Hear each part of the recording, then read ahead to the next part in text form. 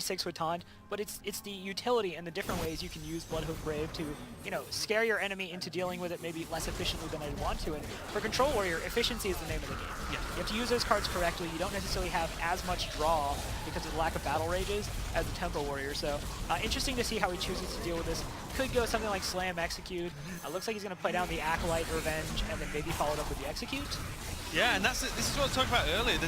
There's potentially an Execute coming down on the Bloodhoof Brave. Like, Tempo Warrior's pretty happy with this. Like, I'm like, yeah, okay, there's one gone. Because he's already got Varian in hand, and it just makes all of his bigger minions, Ken, most likely, I think Tyson's playing the Ken one, and, Malkarot, Ragnaros. There's so many, like, big minions you're okay with, so there's one gone, but that's probably feeling pretty okay. He can now actually play this erratic weaponsmith if he wants to and just clear off the rest of the Acolytes to stop the potential 2-card draw that's left in that minion. Yeah, we saw Debu kind of agonizing over whether or not to use that Execute, exactly to the point you were speaking of, which is there's so many better threats that you want to save that Execute for. We see, Ragnaros is often in this list, Varian Rin, Karen Bloodhoof, the fun half of that. There are just so many other things you'd like to use it on, but that stat line on Bloodhoof Brave just commands attention. Yeah. You have to deal with it. I do want to point out the Gamers League jacket on Debu. We saw that at the Europe Winter Championship on Diggin, and it was kind of jokingly the Han Solo jacket. I'm a big fan of it, man. Yeah, it's not a bad style. I'm a fan as well. And yeah, I like the way Diggin actually just took on that approach as well with the Han Solo thing. That was pretty cool. Never tell him the odds. He started just basically tweeting Han Solo quotes, but yeah, the Arathi Weaponsmith is going to come out, use that axe to efficiently deal with the Acolyte of Pain. Gets 2 draws off of it, so it's not a bad thing for Debu, but it's one of those cards where you can't always stop the warrior from getting, upwards of 3 draws on that. Yeah. If it gets 2, you probably just consider that a win. Yeah, 3 becomes like insane value for the card. 2 is like super average, right? You expect 2 a lot of the time. But we're seeing in like Debu's hand now where like we can see that Gedun or Grom, whichever comes first, is probably going to be dealt with by Tice, but he's just going to have to slam his own Acolyte. This is the second time we saw this play today, where you slam the Acolyte for double card draw, but oh, shield, but I was just going to say, he has the shield slams, but he's only regenerating 2 armor at a time. He's not been given the time to just sit in armor up, and Justicard's not been drawn yet, so this is a good position for Tice to be in because he's just pressuring him enough to keep his health relatively low. Low for a control warrior, I'll say. Right, I was going to say, I think anything below 60 is low for a control warrior. You're happy at that. Right, Blood to Ichor comes into the hands of Tyson. Blood to Ichor is another card that's kind of a staple of this particular deck type, and it's one of those cards that's really made a big impression since coming out of Whispers of the Old Gods. I mentioned it yesterday. I wasn't super high on it when we were, first showing it off, but it's one that's grown on me. And Psychotron in the hands of Debu, and that is an interesting card. It's not one we've seen too much. Players were evaluating as a possible replacement for Sludge Belcher when it was being shown off. You like Psychotron in this kind of deck? If I'm honest, I've been playing every style of warrior except control lately. I'm currently playing pirates quite a lot, but Psychotron, it seems like the most straight up Belcher replacement. 5-drop, taunt, and kind of has a double damage required effect to clear it off, similar-ish to the Death Rattle of Sludge Belcher. I don't know if it's impacted enough. I think we've just seen a lot of players accept that there's no like really great 5-drop taunt minion, and just try and build decks around it. But it could definitely do a lot of work in this. But Tice has a pretty good answer to the Divine Shield in the form of that Blood to Ichor, and it's just how flexible that card is that you talked about earlier. There's so many different things you can do with it, especially when you're looking to either enrage your own minions, proc them for battle rages as well, and you still get that 2-2, which is used for a lot of aggro matchups. Right, you brought it up. Hard to replace Sludge Belcher, and I was making a lot of basketball references, and I had some European viewers tweet at me saying they actually didn't really know much about basketball, so I'm going to try a football reference here. Sludge Belcher's like Lionel Messi. There's just no replacing him, right, Lionel Messi? That's okay. Yep, you there got we it. go. Nice one. Thank you. So we're converting you slowly but surely. Man, I tell you, that Doctor Who, she's getting me. But we do see the Psychotron come down, and as you said, it is going to require 2 different sources of damage to deal with. And right now, Tice could very easily pop the Divine Shield using that Acolyte of Pain. He draws the card, kind of settles for 2 draws. Isn't the end of the world for him because he has Battle Rages in his deck, but he doesn't have a really clear way aside from. Now he couldn't even use the Execute, it looks like, so no clear way to get through that Psychotron right now. Yeah, so he could have actually Blood to Ichor on the Divine Shield and then use the Acolyte to do the 1 damage, but then the Acolyte would only draw 1 card, and as we said earlier, like card draw is just hyper important in both of these decks, as you do want to cycle through very quickly. There's still a lot of threats that Tice has left in the deck. There's Malkarot, there's Ragnaros that really starts to make dints in the his control warrior opponent's armor, so to speak. But there, speaking of armor, is Justicard Trueheart. So this might actually be one of the safest turns to get this card down. So I think that's the key with Justicar.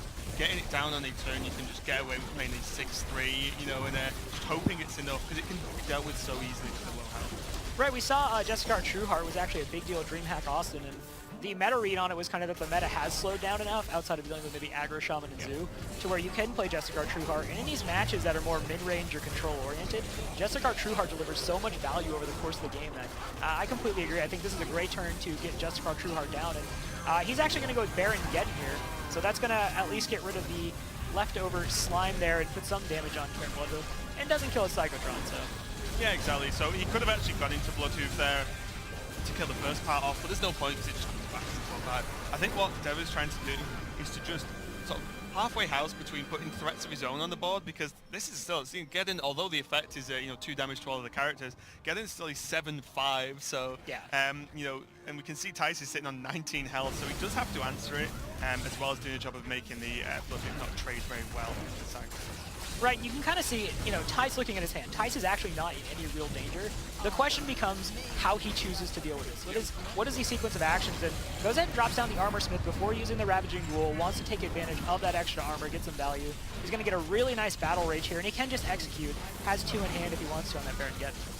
Yep, and this is interesting now, actually. So this is one of the other ways, like, he can Blood Tick. It can normally feel like, oh, well, I want the 2-2, so I never want to Blood Ticker on a target it's going to kill.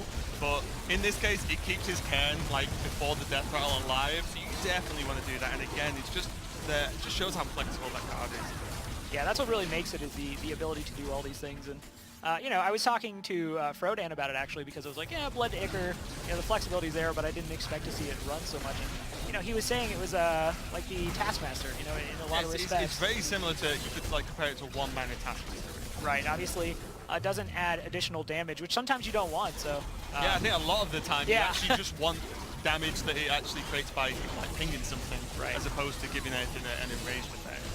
But Tice has retaken the board now, and Debu forced to kind of look at what he wants to do, and I don't really think there's any super sexy options that immediately jump out. Might just want to draw that card first off of Shield Block. Could play down Justicar Trueheart.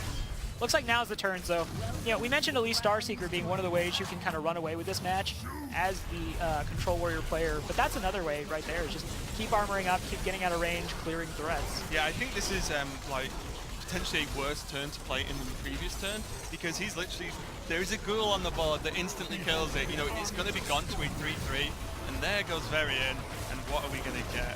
So there's still a lot of big drops in Tice's deck. Frothing Berserker behind the taunt's incredible, and Malkorok, wow. Tice shaking his head, he probably wanted the weapon from the Malkorok more than anything, but because if a Brawl lands now, he's in trouble. But if he got to play Malkorok instead, and maybe Malkorok with Ragnarok, I'd be a bit more happy, because that weapon can sometimes rob the Doom, which is pretty good. You know, it's never a Doomhammer, it's always Lights Justice. I was gonna say that, actually, it kind of felt like a little bit, Debu might have been telegraphing that he was okay to just play down the Justicar because he had a Brawl or something, but Tice is gonna just check him. He's like, okay, have the Brawl, because once Varian comes down, look at this board. You have the Frothing Berserker, a ton of damage. A valid point as well is Varian doesn't like super often drop 3 minions. Like, Varian's actually card drawer as well. If they're spelled, they just go into your hand.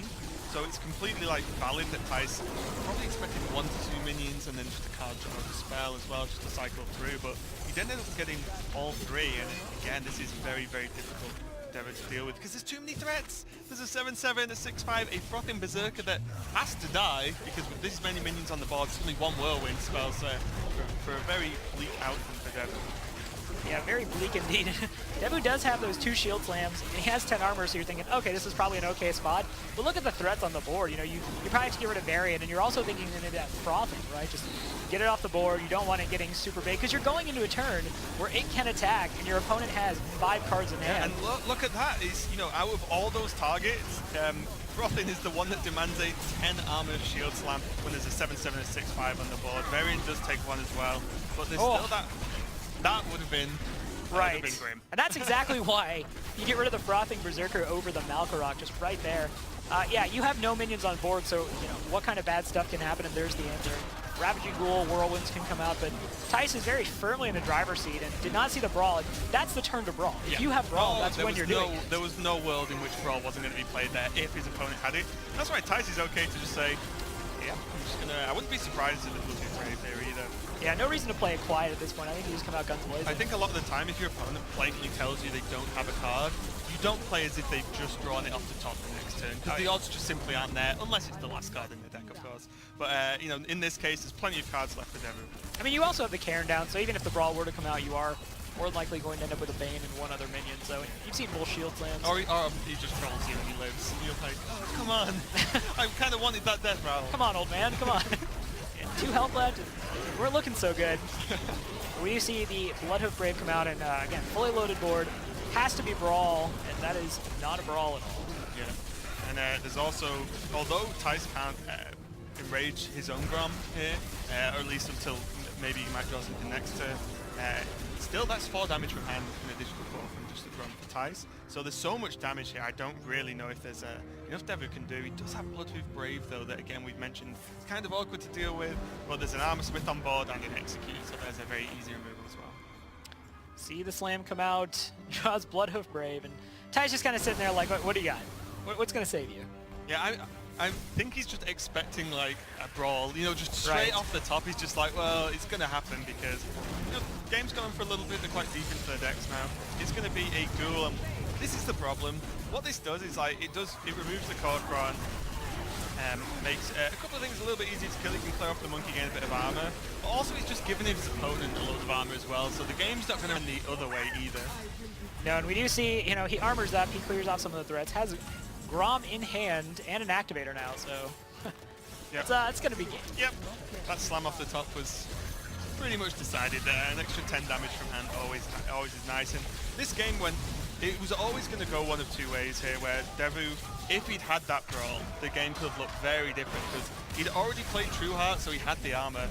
You know, he could armor up over time and carry on from there and just really stall out the game, but Tice just didn't give him a single minute to catch up there. Yeah, once he played down that Varian Rin, identified that there was no brawl, just, okay, well, you don't have it, I'm just going to kill you. And I just said that's how that matchup kind of goes. It's reminiscent very much of Patron versus Control Warrior, which is you make the patrons, they don't have the brawl, you just run them over, and if they have the equalizer, then, you know, things can kind of go down from there. But yeah, we do see Tice get that win on his Temple Warrior, so that is now finished for him. And, you know, for Devu, kind of unfortunate, because I think that is a matchup you'd want to get the win on.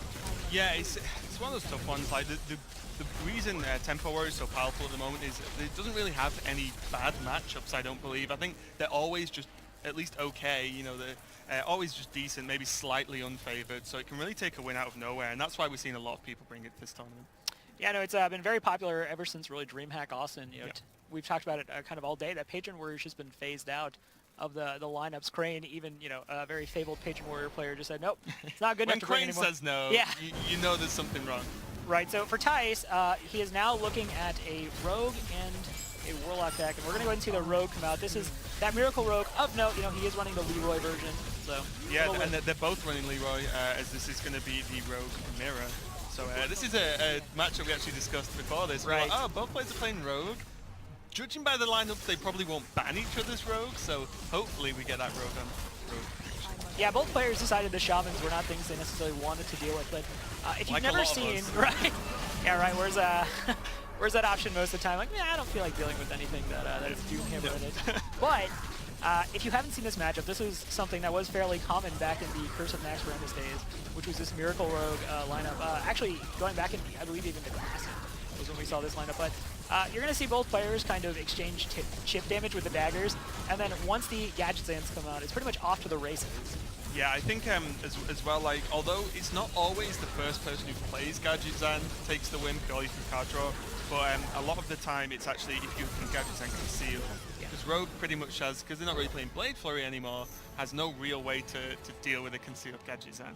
Right, and Tice goes ahead and keeps the Gadget Zan Auctioneer off the mulligan. He draws a second, but he does manage to have the conceal, and I love keeping Gadget Zan because, realistically, you're not going to be facing early pressure. You might see a tempoed out SI7 agent, but that's kind of as bad as it's going to get for you, and having that Gadget Zan, as you said, and being able to conceal it, super important to winning this matchup. Yeah, I mean, it's just, Ty's just completely identifying how he wins this game straight away, and he's like, oh, Gadget Zan Concealed, yep, that'll do, because I've not seen many Rogue, like, Miracle Mirrors not get to turn 6, right, or turn 7. Like, it's pretty straightforward, and the odds on him drawing the removal to deal with any aggressive openings are pretty high for the Rogue.